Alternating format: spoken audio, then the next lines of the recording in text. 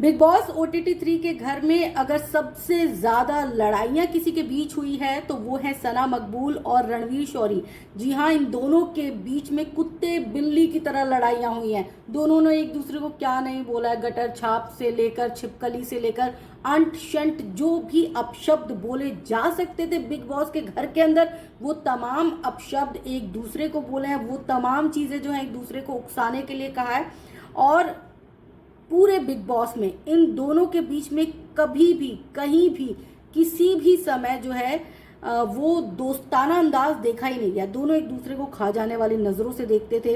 रणवीर शौरी को सना मकबूल बिल्कुल पसंद नहीं आती थी, तो वहीं सना मकबूल को रणवीर शौरी बहुत ज्यादा शातिर नजर आते थे। लेकिन लेकिन लेकिन ये बिग बॉस का घर है और बिग बॉस के घर में सब कुछ पॉसिबल है। जी हाँ, बिग बॉस के ग्रैंड फिनाले में अनिल कपूर ने इन दोनों को एक दूसरे से प्यार भरी बातें करने को बोला। मतलब सोचिए कि गटर छाप जिसने बोला, जिसने मेंढक जैसी आंखें बोली, वो दोनों एक दूसरे से हंस के, एक दूसरे के हाथ में हाथ डाल के, एक दूसरे की आंखों में आंखें डाल के एक दूसरे से प्यारी प्यारी बातें कर रहे। कितने फनी लग रहे होंगे आपको ये तस्वीरें जो हैं वो दिख रही होंगी।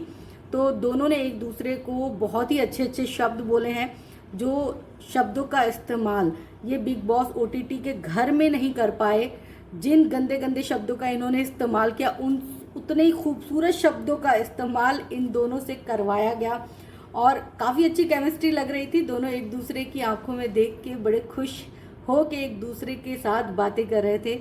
जहां रणवीर शौरी ने अपने ही अंदाज में मुस्कुराते हुए सना मकबूल को बोला कि तुम बहुत बेवकूफ़ हो, बहुत ज़्यादा तुम एरोगेंट हो। वहीं सना मकबूल ने भी काफ़ी हंसते हुए बोला कि मैं चाहती हूँ कि आप बिग बॉस जीते। हालांकि बिग बॉस रणवीर शौरी नहीं जीत रहे, ये कंफर्म है।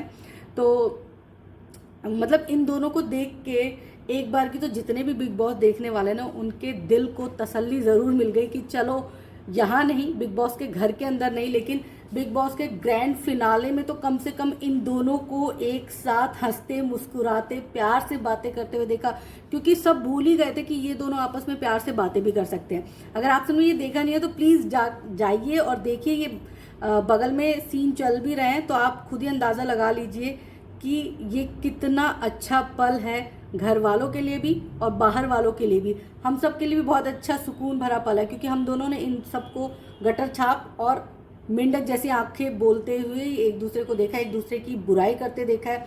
किसी भी अच्छी बात में भी दोनों एक दूसरे के साथ कभी सहमत नहीं होते थे, लड़ते हुए ही पाए गए हैं। लेकिन अब जो है इनकी प्यार भरी बातें सच में बहुत अच्छी लग रही हैं।